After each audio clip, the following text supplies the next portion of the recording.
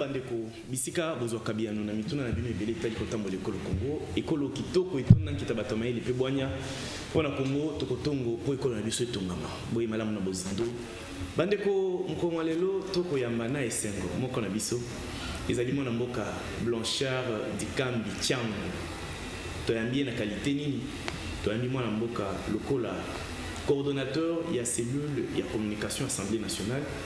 Blanchard Dikambi Yemutu Ako Giraka au quotidien communication et président de l'Assemblée nationale. Moi, je suis Mbote ndeko Yves Kankonde. Na esengo ko yamba. Esengo. Ah so na ina za esengo. Boza chaîne ba kinois. Voilà. Ils ala raboya. Bonne santé à président Mbosso. Ouais, président Mbosso ça bien.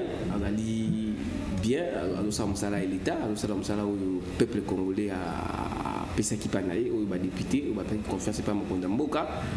On va passer confiance dans la vision à chef de l'État. Il y a pour changer Maramamboka. Le président Mbosso pas continuer à être chef de l'État. Alors, nous sommes là, pour que l'objet qu'on a besoin de Boni cellule la communication Assemblée nationale. Monsieur le coordonnateur. C'est la communication Assemblée nationale. Ah, tu as dit, maman, là. Ah, vous savez, ça m'a l'air. Bino wa bopandaka sango ni ko soki zo sama beto malamu ngala olobani na mi komisa musale ko sala malamu ngala ebite d'emblée to lobi musale ko sala malamu ndeko Dikambi ako sala preuve ya professionnalisme na ye azali pe bien entouré de bonnes équipes de bonnes personnes bazana expérience yango musala na cellule de communication Assemblée nationale et ko sala malamu félicitations malamu merci beaucoup donc lobi na télévision et d'ailleurs il faut rappeler bandeko avant de la mozindo moi mobile oyo ba congolais bo pesa vraiment confiance pour la nini parce que ado sala émission mozindo mais azana ba qualité oyo ba journaliste musu bazana monter c'est-à-dire une émission oyo za rare comme la mboka finga bato pendant qu'appelle la posa il y a comme célèbre déjà célèbre mais alors c'est là boania oyo ayokola ki na ifasik na plateau ya ko ba biso mususu pour ça la kombo fo la ko finga ba même mutu bana botama ikutana na yete ulana na yete ulana na yete mais le groupe a plus accès on est à la télévision tu micro no boti ba caméra menene permettre de voir n'importe quoi donc Yves Kankonde ngoni ke ngai na les karala émission vraiment mingité avec la émission mingité pour natala ka ba émission ni ko leka on a dit que congolais quinois sont les émissions na bu arozala sensible au rendement autour de l'émission ça a fait que buzz que bayo popularisme ngana kotara. Merci beaucoup Ndeko. Merci l'équipe Akin 24 vraiment merci na DG Clément Zao vieux merci Yves Kankonde d'Azali moko na bakombo ici yebani na busala oyo bandeko toluka mingi ngonga ya améliorer qualité musala na biso toyebana na bolamu que toyebana na ba négativité ba anti-valeur auto ko combattre tina classe politique na biso ndeko Blanchard tokobeta lisolo etali suspension ya ba député ya Nord Kivu na l'activité na bango na Assemblée nationale ezali simple coïncidence pona nini ba suspendre yango nangonga oyo bato bakozela investiture ya gouvernement ezali na très na makambo yango to ekozala ndenge nini okopesa makanisi na yo tokobeta lisolo na oyo babengi pétition contre bureau ya Assemblée nationale tant ba viser président c'est-à-dire ba viser bureau mobile ba ko traiter Ndeko Mbosso de dictateur na bibizaleli ya bamobutisi ya memi yango tina Assemblée nationale.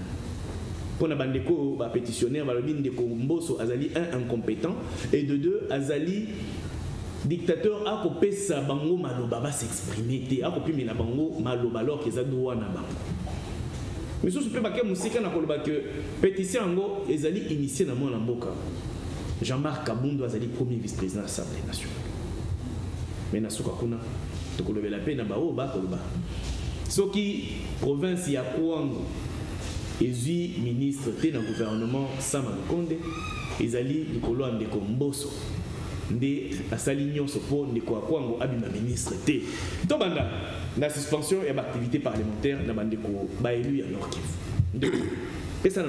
Merci Ndeko Yves Kankonde na opportunité opesi ngai pour na meka ko éclaircir bana mboka na makambo ya l'Assemblée nationale baza vraiment ignorité ba ebi que Congo na partie à Est, Bitumbesi la raté, Banda, entrée à Afdel, Tilelo, Congo Bitumbesi presque chaque jour la partie à Moko à Est. Oh, on a aussi Yves Kankonde, c'est pour l'an mingi, on a rappelé qu'on participe à plein Assemblée nationale. Merci beaucoup. Pour on a rappelé mon actualité à Mboka à niveau Assemblée nationale. Ça vraiment je t'apprécie beaucoup parce que vous avez tout le temps sur le plénière ils allaient. Dans mon équipe nous Makin 24 ils on a pour nous Assemblée. Merci beaucoup. Bandeko, ba député ou tout ça d'abord nous avons encourager bango, nous avons participer dans la démarche na bango ya koluka kimia ekota na kati ya Est parce que mingi ba député à Est parce que on a quelques députés à province pour qui va accompagner bandeko na solidarité parlementaire. Voilà. Pour na nini ba bimaki ba boyi ko participer dans l'activité à parlement la veille à investiture du gouvernement pour une interrogation. Il faut que Luka Bango va répondre. Si vous allez cookies, si vous allez lisanga, va député. Si vous avez un bango, va délégué. Peut-être c'est lui le président, s'il faut le dire. Peut-être c'est lui l'initiateur. Il faut que Luka ait en contact avec lui, tourne pour nani, que ça là.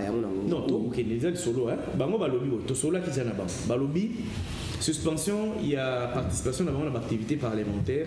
Ils allaient lier l'investiture au gouvernement. Après avoir expression, après avoir expression, pression, après avoir qu'il y a maman et pas il y a président assemblée. Président assemblée nationale na équipe mobimba, il y a bureau. Il y a un qui va député wala lobby. Donc on a lobby vendredi. Là si vous avez équipe na ba vous appelle ba joie. Ba lobby quoi ko lobby ba yaki. Excusez pour na côté les investisseurs gouvernementaux, même à l'ingé du gouvernement, et ça la casse pour que la situation est et ça la régler.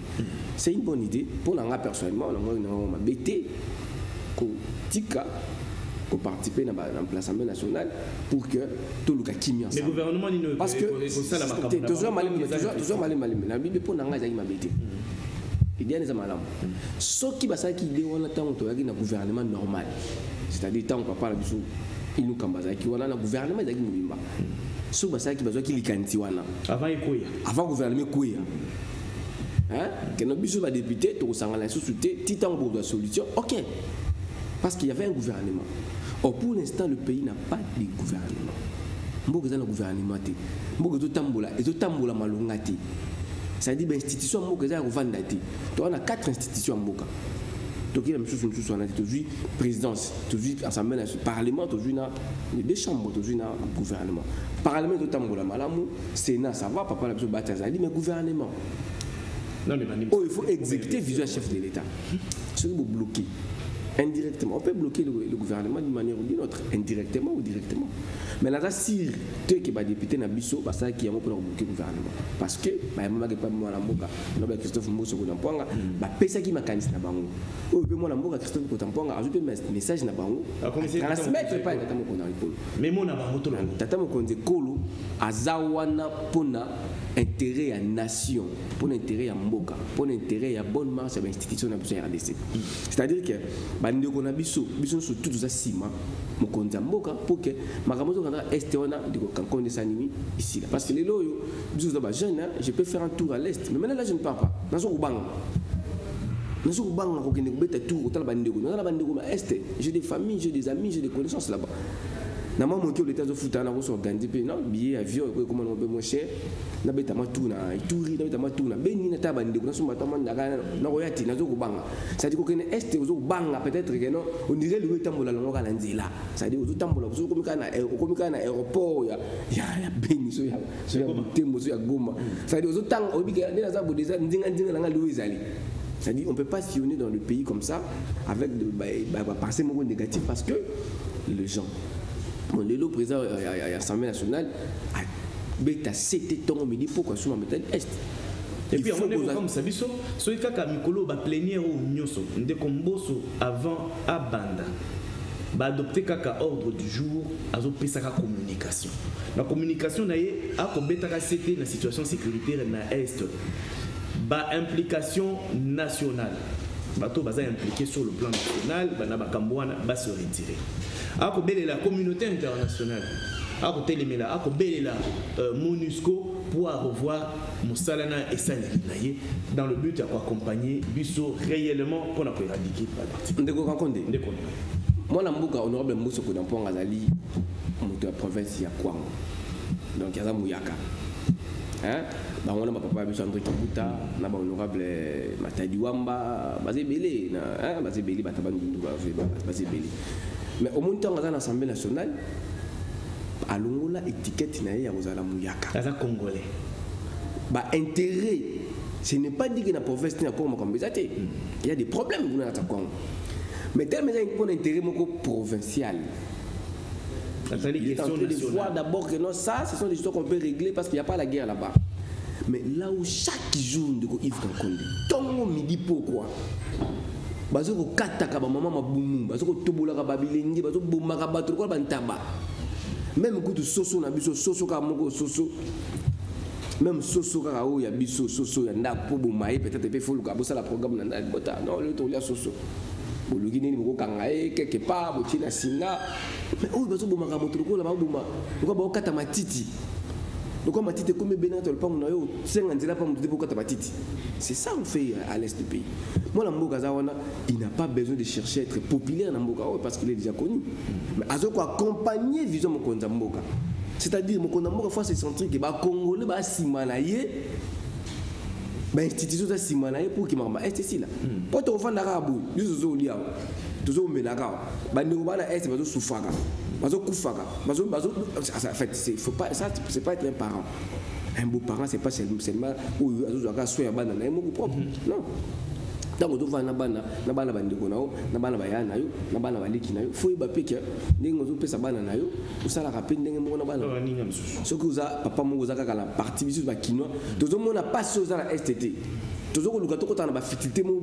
tout se concentrer plus comment tu soutenir mon Mboka pour que les loyaux mamba est ici là. Donc, par exemple, si vous avez un bolingo, un souci, toujours il faut passer à la casque. Guerre est ça difficile. Ce qui est sili, est guerre sili, tout va kimia. Le chef de l'État, population à est. N'a pas congolais ni à travers le monde. Papa, nous avons sauté. Quota la compte Twitter. Oh, il va te dire comment tu as compte Twitter. Oh, il y a 20. Dans la haine, la mission, on a finga. Discours à président Bosso. Tu vois, 20. Le reste, derrière plutôt, président de l'Assemblée nationale, derrière chef d'État, pour que Kimia et Kota, ne pas vivre dans Kimia. Surtout vivre à Boy, surtout la Kimia. Tout ça, la Kimia, on a un lingi, mais on va souffrir. Tu vas d'accord, vous demandez de tout à la mission. Non, non. Les Cambois Est, ils ont dit question nationale. Et c'est un gars qui mutu ici Kazali Namaya Osala Azana Makanisi Namayama Koleka na Est République démocratique du Congo bisika bande komba kokufa tango nyonso nangonga nyonso makila et ba Congolais kotanga ce qui ezalaki ebale mbele ekomi lokola fleuve Congo mais ezala fleuve ya makila mwana Congo tozana ekolo moko tozali na mboka moko tozaka na mabele moko tozana ekolo mosusu te bisika ozali ndenge président Mbosso Christophe alobaka soki ozali impliqué ozali complice na bayiba ko bomela biso bandeko bakobomelesa ba mama bandeko abasi bana batata bima na ba pratique wana lata bolingwa ekolo na yo tika bapaya comme ça biso nyonso to sangana liboke to kenda guerre contre mon paya po balobaka soki mongona côté libino na ndako bozwa maye na bino nyonso ya mabe ba conflit na bino à l'interne botia ngo pembeni bosangana na liboke bokoma makasi bobungisa monguna sima bozonga kotia kimia na boyokani na kati ya libota na bino muto amayele muto abwanya abenda mayebiso tolobi pona makambo ezo lekana ya extérieur République démocratique du Congo ndeko Blanchard ndeko Yves lisolo na biso koba oyo tokoyoka na ba réseaux sociaux oyo tokolanda na bitando ike est-ce qu'il y a solo pétition, ils allaient signer contre le bureau de l'Assemblée nationale. Tout ils allaient dans la Bilobela, là-bas, bon, et je pense qu'un mois après, ou un mois avant, avant tout comme Makambo a pétition Bimilelo, déjà je vois une pétition Tambola qui est sur Ibi, pétition Tambola qui soi-disant honorable Bindoulé, a une pétition Morobo Ibi, par les cas de l'Assemblée nationale. Sur comment on sa président et l'Assemblée nationale et son bureau. Plénière, il y a jeudi, je pense plénière, il y a jeudi, je pense plénière à jeudi ou mercredi, si je ne me trompe pas. Tu as une plénière, tu es là. parce qu'il y a une adoption de loi, il y a pas sur le Tundu là, et tout ça, lecture, tout débat sur la loi.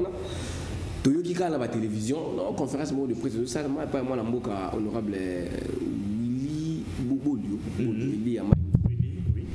Voilà, ça c'est bien un journaliste, il va gagner ça là, point de presse. Ouais, de presse. C'est qui est vrai, et c'est lui, de Alobaki.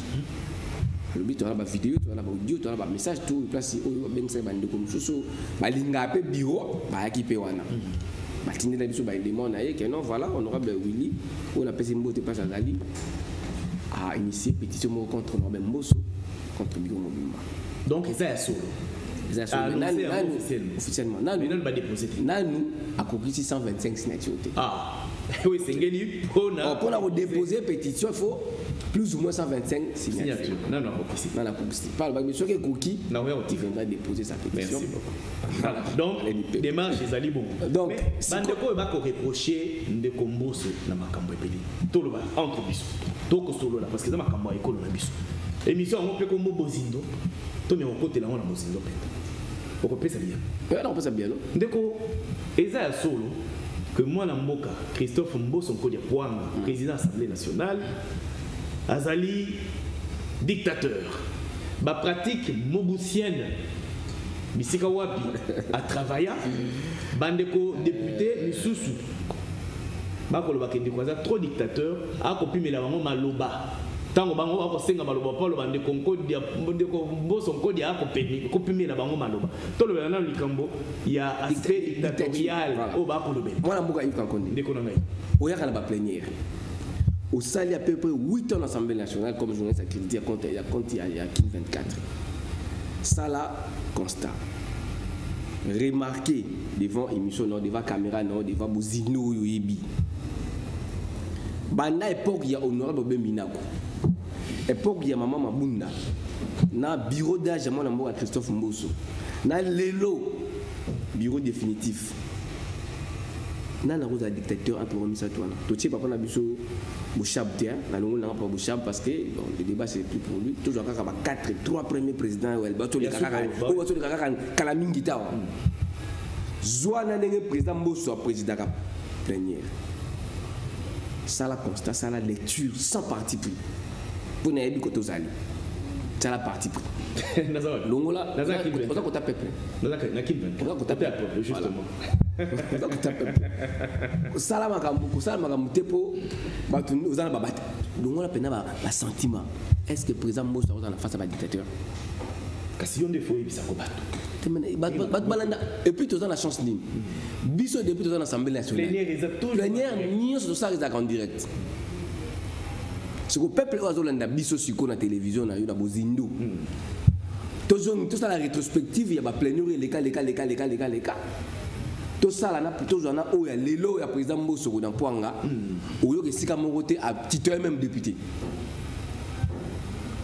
de bien n'est pas rapport vers Femina eh Mayo tais-toi tu te rappelles encore le condo tu te rappelles encore hein alors tu as comment penser comme les grands les charismatiques ça dit bah plein tout les cas la chambre penser on va combo sur base de comportement boy est-ce que le président Mbosso peut dans point va retraiter il y a des combos sont des balades c'est comme moi mon retraiter ça dit moto oyo a ça musala pour satisfaire yoté individu.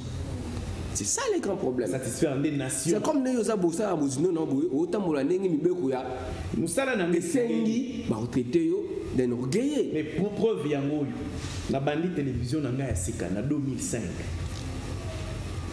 Ngai na écran liboso ya micro na plateau à télévision na 2005. Ti lelo. Biso to kokende. Est-ce que finga mutu? Ata souci ata pamba ba interpeller ngai. Est-ce que vous vivez raté? Vous l'avez raté? Vous avez makolo. Vous voyez raté? Voilà. Ce n'est pas dit que pour vivre bien, il faut finir en moto. Ça dit qu'il y a un dictateur, un responsable face à la Gouana. Moto a dirigé bateau. Moto a dirigé bateau. Tout le coup, il y a bateau. Il y a mayele. Bateau a nyonso. Face à la dose, il y a rigueur. Rigueur, on aura besoin comme une dictature. Non. Au confinement à Mobutu, mais c'est beau, il y a au confinement à Mobutu,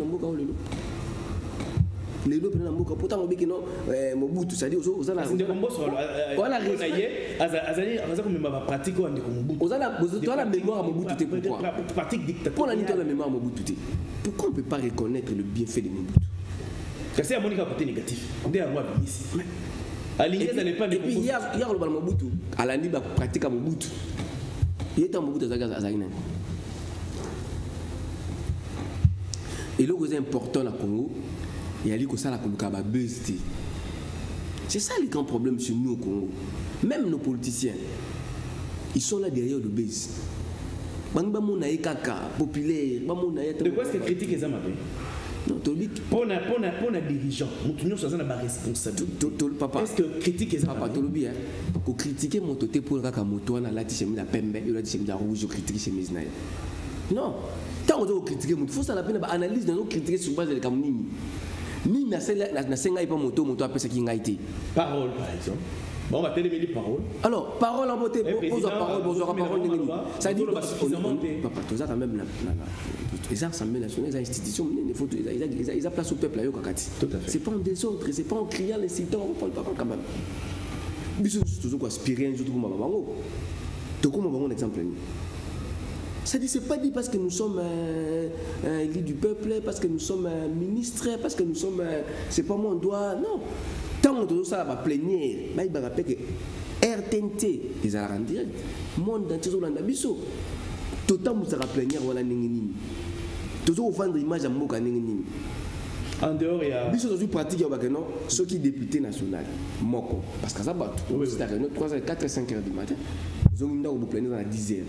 Au moins à l'époque où les amis sont députés sont les caméras qui passent députés à la mais tout est mis pratique voilà ça dit député aux la outa a outi réunion toi une activité mo banaton a dit assumer mo le avant la kit né ça doit comme la masse sucrée na sur la canette ala to le macha au moins la caméra qui passe dans zo lia bon peut ça me donne imaginer que balia dans l'Assemblée nationale vous comprenez tout le karato tellement la pratique ya mabe ya malam ton to côté ça la tout ya ba congolais pratique ya malam tant on a la pétition pour nous ça ndego il faut ça appelle la raison valable il faut que le peuple pas accompagner parce que maman a besoin koyaki parce que le peuple accompagner qui Assemblée nationale toi tu sais comment est-ce que cette assemblée a été insultée par la population Boma député Tikanyoka un élu du peuple Azoko Kumba à peu près dans le territoire dans le secteur 100 000 personnes 30 000 personnes. On va prendre qui problème. Mais les lois l'Assemblée nationale, c'est que non. Boma yé tika nyoka. C'est-à-dire on prend, on va comparer le roi nyoka na moto, na élu du peuple. Parce que à l'époque peut-être peuple assistant quand même que il ne se reconnaissait pas dans la pratique. Peuple amour que bateau batinda kiwana ba ça la pona été. Donc la dictature il y a président Mbosso, on a évité na le bateau parce qu'on a dit chargé à presse naïne il faut na loba non na loba parce que moto na fandi na batan belé na ebié très bien toujours so qui ezali makambo itali intérêt ya mboka même biso ba auto vandi boy sur le c'est kambo itali intérêt ya mboka non président tu vois ça je pense que ça peut nous créer ceux qui ont intérêt ya mboka hein so qui a dit que le on a ça ezali pour intérêt ya population à te convaincre qu'il y a moi le peigneur à Yokaote. Je veux faire ça parce que c'est la population d'abord. Très bien. Na Bagrief, ils allaient retenu contre Ndeko Christophe Mbosonko de Poanga. Na kati pétition, on a nous a déposé Balobi Ndeko Mboso azali pe incompétent. Et si Kazali ako sala musala lo lenge singela ki asala bon pesa non na CV en Europe oui bon non nangana toza makambo ko l'accès nangana la CV na CV na tamutu nangana la CV na tout temps la CV na de 77 à 2021 ce monsieur a sala aucune sous-souté à part politique chevronné mon babiso ya mobo na babino qui est mon journaliste, mon côté politique, politique. Dans un chroniqueur politique. Oui, journaliste, chroniqueur politique. Papa. Na bonga na ramonte. Dominango par mon assemblée nationale comme député national. Wa nanza même toi ebilo. Alors, elle a moto banda abotama na mboka ya Congo. travailler dans le domaine à sali sciences politiques et administratives à pratiquer politique na banda azala étudiant différents régimes ti les lois n'a pas y a papa Fachi ça dit moto à vivre ba couleur ni surtout y a politique ya mboka crise au crise ça dit to le baga pour vivre bien na mokili pour no ba goya makila faut zoka na mbembo pour ça ozokia wa d'office oui ba o ba ki mo ndambo be o ngoli ngate mususu komela kaka ça dit président Mbosso ayebi goya makila ya mboka oyo parce que azoka na mbembo humiliation kofinga banini tout à l'école époque wana c'est à dire lelo oyo na ngonga to kenda tout ça ba réforme institutionnelle to pesa mokonza mboka chance abongiser la biso image ya mboka sur le plan international alors lelo yo balaye que non voilà as incompétent incompétence n'est sur base de quoi français bien té ay beaucoup ma français té to oyo ki plaigner ndenge sa marawana ba bunda ba finga naka toi gérer ramas bien té toi gérer ba député bien té non ça il faut pas quand même vous allez animer tout le gâteau de ça qui monte mon mabé na miso batou to bi que nous allons monter mabé mo bi misa yango no za pour mayo monter mabé parce que quand tu dis des histoires comme ça quand quelqu'un raconte des histoires comme ça non hasard incompétent et puis peuple azolanda tu as la chance bobito donc on a honorable Willy Makasi pour ça une émission tu travailles presque en collaboration na bino bande ko journaliste justement ba plénière nous dans sa main nationale à diffuser en direct peuple en Hollande biso doit plénière mon côté de l'excellent direct sauf ceux qui vont compter en activité ou car reporter RTNT et ça qu'on a ceux qui activité mo ya mo eza te makasi ba plénière tout ensemble national et les garants direct ba tout bona banda ko siko ba landa banda ba loba incompétence mo so zawapi non quand ko Willy Bol c'est parce que Mbosso ne veut pas entrer dans les pratiques comme Mamboka na ba recul c'est ça il doit être compétent comment on demande la parole en assemblée moi je ne suis pas là pour donner des leçons aux députés nationaux il y a ba député parce que ba yebi mais bango ba yebi ni parole peut ça à l'assemblée nationale parole peut ça quand papa quand même si on dit que nous sacré en tête mais vous êtes capable de respirer vous puis on a moi une année à Pamba on va na place wana quoi démontrer kambo nyos dictature incompétence alors nangonga autre ça na RDC il y a des problèmes mais il y a des problèmes bah les copains na ko takabutu ko lukaka nini mo créer ba non c'est pas bon. Notre papa, notre vieux, notre député national, il faut que ça la bablo ko marqué époque na très bien. Ndeko Blanchard Dikambi. Tiens. L'exceptionnel rapport entre les membres du bureau de l'Assemblée nationale. Pour balobi simam il y a une pétition yo. Rabin Ndeko Jean-Marc Kabund a initié. Ce qui est ça, c'est que Ndeko Jean-Marc Kabund a initié motion. Azali coïncité Batoba a initié motion Ango. C'est-à-dire que vous avez des alliés entre les membres du bureau de l'Assemblée nationale. En tout cas, Ndeko Yves Rankonde. Je n'ai pas dit que la Bible a sauté. On a sauté la Bible. Oui, harmonie aux l'Assemblée nationale. Le bureau. Le bureau. Depuis le bureau, ils ont le bureau. D'abord sur le plan de la communication. Le président Jean-Marc Kabund, d'abord, il y a des gens qui à chaque activité, mon côté sans bâtir la communication.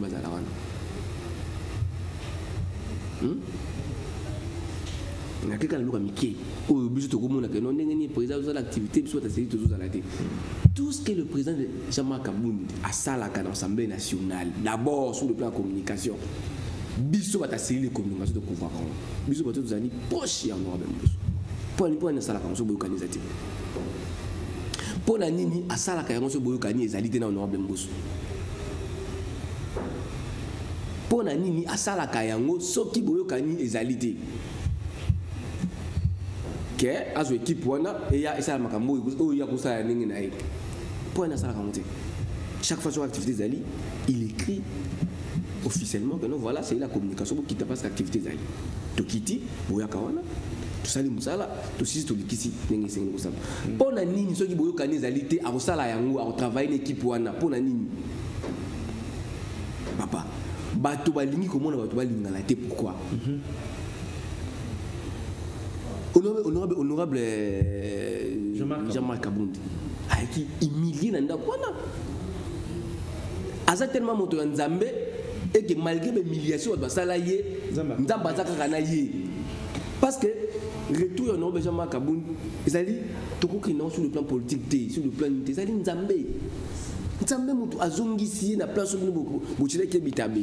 Je te dis et je te confirme devant notre chaîne de télévision que les relations entre le président et son... D'abord, entre le membre du bureau et Kitoko. Toi, la solution est là.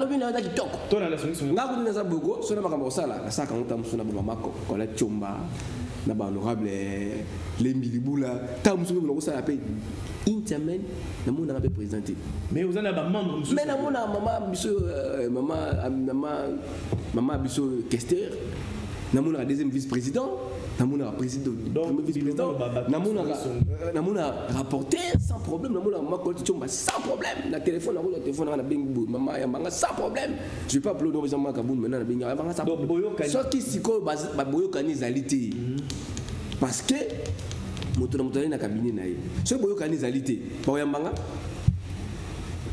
non bato batika ko ya ko kotaka bato ba mpese na kati ya miel pour te dire que miel n'est pas wana za sukali mais ce que kota ta ndindi bona kolionga ko mwana ba mafuta nzoi fala mafuta nzoi siko mafuta nzoi au dans l'Assemblée nationale siko bato balingi ba yaka kama no kriya ba non voilà pétition ministre par le nom de Jean-Marc Kabound pour gagner ni moni et puis ce président ko bureau mo mbeko bande ko na biso non c'est ma bureau ko yi et ko kwa non na ningi nini inyo sakata la combien de députés pour pétition les cas pour que sa président faut combien de députés 120, 150, 251 signatures, n'est-ce pas? Bien sûr. La moitié plus. Elle ou Anna, bah combien de députés? Elle ou Anna? Oh, bah c'est une pétition. Honorable Samuel Bemba, le bas qui peut m'accompagner pour une pétition.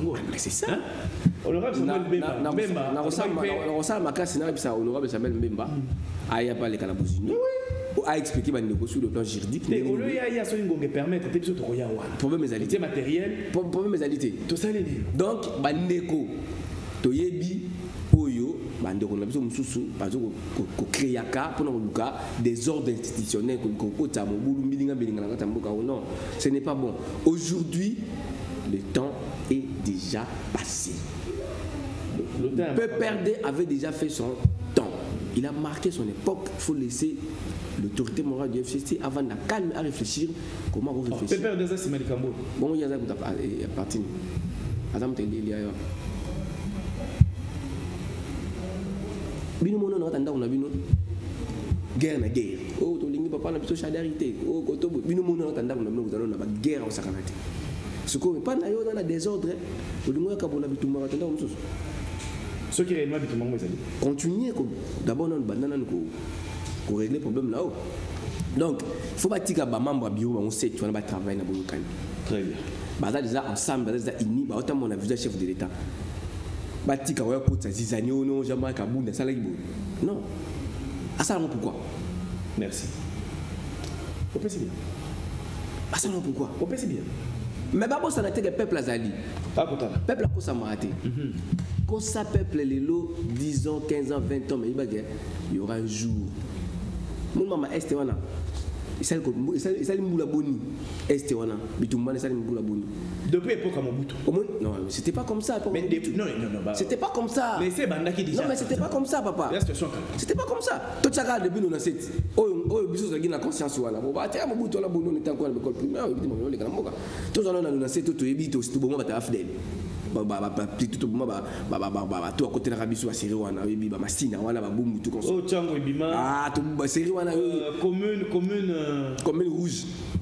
Oh, même Mouzat a tourné, on marche. Commune patriotique. Pona, Ramona, tout ça, on a eu pourquoi on a toujours un antidoulou. Les peuple on comprendre que non. Ah, donc, juste de vivre dans ces gens, bah, nous devons couper. Nous peuple on a la Aola Mouka. Pas ça la mouille déjà. Mais on va pratiquer. Papa, par contre ça peut prêter. Très bien. Moi, je suis à Ville. Oh, je suis à 400 bandages. Par contre, je suis à Muzindo. Ah, on va communiquer avec les ISP, on va sauter, on va Blanchard Dikambi Tiangu. Toko Kobana di Solo, ndeko Jules Kiwana la kisinga ke ngonga na biso epusani. Kasiko. Ah, ezaka bon. Mais on va coordonnateur tant que vous prenez. Non, non, ezali timing à émission na biso, to so ça la biso ngé sengé. Mais toko si ça di Solo na biso mkolo wa lelo bozindo lelo te. Lelo accusation sur accusation contre Christophe Mbosso Nkodi Pwanga. Et le moins l'Assemblée nationale est qu'il y a Kouango na Natal. Quand on est sous. Ba notable à Kouango. Bazana kanda makasi contre Christophe Mbosso Nkodi. Tu n'as pas. Na habite. Qu'est-ce que tu n'as pas? Qu'est-ce que tu habite ce point? Quand tu m'entends ni tu n'as pas. Mais qu'est-ce que tu habite ce point? Bon na bango. Loko là, la gouvernement sama Lukonde. Ay baki. Ministre moko ya Kouango azalité. Mais bah on se basa nommé on a basa ministre pour na Congo mobile. Ay baki na ngai. Mais bande ko lobi ceux qui ministre na Congo abimité ezali kolo à Christophe Mbosso Nkodi Pwanga. Yango siko yo. Ya la ki formateur. Yo ndesko foye bisabiso. Mbosso Nkodi a sali nini. Po ministre moko abimate na kombo ya Kwango o ya Kwango abimate. Ya la ki formateur au gouvernement. Question monsieur ngwana. Ya ki formateur point d'interrogation. Ya ki formateur au gouvernement. Pour le ministre. Après ça, l'Assemblée nationale. Cela veut dire quoi? C'est le chef de l'État qui nomme. Hein, papa? C'est-à-dire qu'il est notable. Il y a André Kimbouta à l'équipe de la télévision avec notre sécurité. Parce que les notables, quand vous parlez de notables, c'est André Kimbouta, c'est Matadi Wamba, c'est Bonobe Mbosso, c'est des grands messieurs. Quand on va défendre la Congo, même la Molili, même la Moï, même la Boutou. Notable, ni dans l'équipe de la télévision avec non à la sécurité. Un groupe d'individus mal positionnés au balingi bazwa mboka wana comme si bangonde batuba province bangondi batuba na monopole ya population ya Congo bato crier na bloc wana mpona ko na moni ba komi texte mo wana mulai ba voilà toyebi ba groupe wana mais mutola ba toyebi mutola toyebi mutola toyebi moni mutola wasa o yazo ko tindaka babilenge basala makamwana est-ce que ko c'est l'inde ko mutola ba toyebi yoka Congo ezoko participer na coupe bato wana te c'est bon on a monopole ya ko diaboliser non ko bango ba la monopole te ya ko défendre ka intérêt Congo ça dit c'est exactement que bango ne ba na droit ya ko défendre Congo Congo a 5 territoires hein 5 territoires on a chaque territoire la popularité non ça dit groupe d'individus moko te ba ko ba au côté diabo to yebi ba démarche par ça. Peut-être la semaine prochaine, dans l'émission, on va parler de toi. Tous allez. Na roya, mutu tel, na ba reno ba sala ki. Tous allez. To yi bato wana. Mais mokonzi ya mboka tant alo nommé bato ba ministre ayebi ke Kwango ezali province. Ayebi ali papa. Ceux qui vous ministre té, vous faites la fin du monde. Ça dit province ekufi, bolongo na carte ya Congo. Non. Tu allais dans l'Assemblée nationale, tu allais dans le niveau Sénat, tu as un rapporteur adjoint, parce que quand même, congolais. Dans le gouvernement vice-ministre, ça dit congolais quand même. Est-ce que ça a un ministère de la fin du monde? Sur le papier de nos entreprises, ça m'a sur le papier de nos ambassadeurs, et puis, ministre, on va prendre un niveau pour le ministre. Il faut prendre un niveau pour le ministre. C'est bon, ça va faire. On va faire un ministère, ça est non. Non. Nasoluba. C'est bon, non. Mutola va faire un ministère, ça est non. Quand à l'époque à Fachi, quand on a des ministères, oui, ministère à pêche et élevage, un ministère à affaires coutumières. Alors on fait le bilan. On peut faire le bilan. Ici, on ne pas innovation. Donc, Mbosso n'a rien à voir. Donc, le chef de l'État qui nomme, pas bien un pouvoir discrétionnaire à Tata Mokonzo. Juste au CP dans le gouvernement Bimito, quand on est dans la province, c'est pas mauvais. Les chefs de l'État disent pourquoi peut-être il y a malheureux, mais pourquoi faut nous créer un problème? Non, non. Sa ministère, le Kwango, c'est une province, il y a RDC. Et en plus, gouvernement ya suka ya Mkonamboka ezaka kaka gouvernement oyo te mandat Mkonamboka soki kaka na mandat oyo te toza net na 2023 tozala na ye mandat mo 2023 tala ndeko nanga oui bien il faut qu'on puisse quand même Fachi félicitations pour la nuit tata oyo amuté amune mais là on a regretté rapport bato bakoloba pena bien pour ne bato zalati président de la République a dirigé mboka oyo na président en vie président Kabila sala monté a tikala ko diriger Congo na président en vie té président avant hier élection 2006 bah on le voit là mon amour champion Bemba papa après quelques mois boya Bemba ba rubrique ou CPI président Kabila tikala yemoko kombeli masolo asala ko sala mais Fachi a dirigé mboka oyo na ba ministre ba manquer respect o ba manquer respect mais comment on a fait c'est déjà yango il y a solo banayo ça dit parmi bloc ça que coalition c'est ça ça dit azo diriger mboka na ba to manquer respect ça dit ministre azo mona pona ye ça contre l'autorité morale que la président république même président de l'Assemblée nationale a côté nous disons mon Mboka. Non papa voilà il faut remercier mon Mboka d'abord pour nous quoi. Mutema munene nae. Papa à l'époque yo pena les gikabo na télévision no pena voilà. En tout cas c'est ba bossa Congo franchement. Mais tout bossa Congo point ba film ezali papa. Télévision vous allez toujours les autres émissions après 15 ans kaka malobo bozong sango.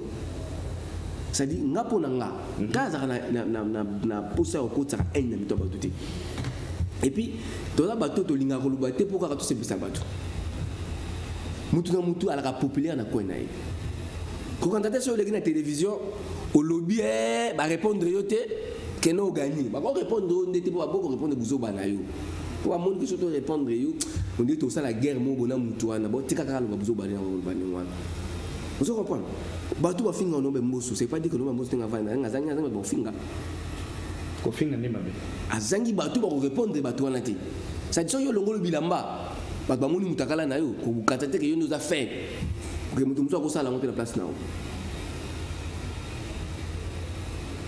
totoni cela veut dire que ce que to lingi mboka o est réellement to nga ba pratique avec kimiki merci to pesa mona mboka Félix Antoine Tshisekedi Tshilombo chance to dingai parce que yene ngazawana ala muka msuta pa Congo ala muka msuta pa Congo pas bon à la limite to ebi merci beaucoup mère to ebi alors bandeko to longola voilà to longola esprit à haine na mitu koinana to lata mabolingo ndambo même les lois on a besoin de mopandi ya mwana mboka que je salue bon retour na ya Kinshasa mwana mboka Joseph Kabila même de wala mpandi na ye soki to ko potnenge we raimba na nze mozo to ko swana to swana biso na biso mais pour na mboka to ko swana mboka peut-être mon balar mo ba miki to potem soki ya mboka ono e yindi na est na opposition na majorité na résistance tout ça on tout trouver solution. Merci beaucoup parce que Obi Fachi c'est quoi encore le bien de Fachi ayoka abatu yemoko peut-être ba ça analyse ba réunion union sacrée va s'acquitter papa Kabila Zagi à l'époque a otina ba délégué donc il a Senko il envoie les délégués donc il a Union africaine il envoie les délégués qui vont aussi interpréter ndenge makamelo ba mikunate. Ils vont venir chez les chefs, voilà chef. Mais Fachi ayoki moto nyonso yemoko. Ça dit abomi ce qui a peuple ce qui 3 semaines, ce qui combien de semaines pour ayoka peuple congolais yemoko individuellement. Par rapport à que non, voilà bah ça les rapports bono, ici il faut ajouter, il faut alors motabongo atapona acte nengwana to ko reconnaître que moto yo ana pour sa peuple pour ayoka peuple yemoko. Ayoki ba shegi, ayoki ba mazandu, ayoki ba député, ayoki tout le monde. Parce que le lot avant ici makambo, institution pour vendre du top. allez beaucoup me robot va riba. Non voilà hein. Ndeko Blanchard merci. Oh. Ndeko Blanchard merci. Bandeko. Les solo na biso ko sukaba. Tozana koluka honorable Willy Bolio. Oloki kwani? Po to ko royeba. Ni nazali ko reprocher na mwana mboka Christophe Mboso Nkodi. Aya ko bango. Ndeko Samuel Mbemba honorable mwana kan Luka nabusani ndeko pardon nakatamke nabusani ke mwana kan Luka utuluba honorable Samuel Mbemba kan Luka eloko ça 60 ans depuis 40 ans ils à la quartier oyebi commerce ba traiter kan Luka mwana mboka élu ya kan Luka ngalima ya lukunga mais mingi benaza na base ni makasi na kan Luka azoko ça ba manifestation wana ça dit kobanda déjà sans autres ans na juin le 27 juin 2021 tous ali activités ont continué donc lobby dimanche activité de tous ali bitumba masano combat catch et dingwe et idi na edingwe mon kan Luka maître Mijo l'ambassadeur ah oui ambassadeur Mijo oui ambassadeur Mijo Barobunda le bala nous surtout à Kinshasa ils appellent comment en fait ils appellent chance culturelle quoi ma commune pour un pété bala bombe ba pété tout na kan Luka tout à fait bata la pété kan Luka on est là tout à fait ils allons voilà ils appellent bien beaucoup ya merci ngala osala wana na yo na bato surtout osala wana pour nous accompagner quand même merci pour l'invitation Samuel Mbemba en tout cas merci mingi na honorable Samuel Mbemba mon bato ko Samuel Mbemba wana ba bato to ko baté pas la directeur de cabinet président ba bato ba lo pour intérêt mboka ça il n'est pas là pour parler des histoires pour notre popularité merci honorable Samuel Mbemba tokoya tozongonga robeta masolo o to robeta na likambo etali pétition to beta pe ba activité masolo etali ba activité commémorative ya 60 ans ya existence ya kan Luka moko na ba quartier populaire ya ville province ya Kinshasa moko na ba quartier populaire ya kati ya commune monene ya Ngaliema bande ko pona lelo to sukisi to ambai ka pona bino mwa mboka Blanchard Dikambe Tchango azali coordonnateur et cellule de communication et président assemblée il y a bureau assemblée nationale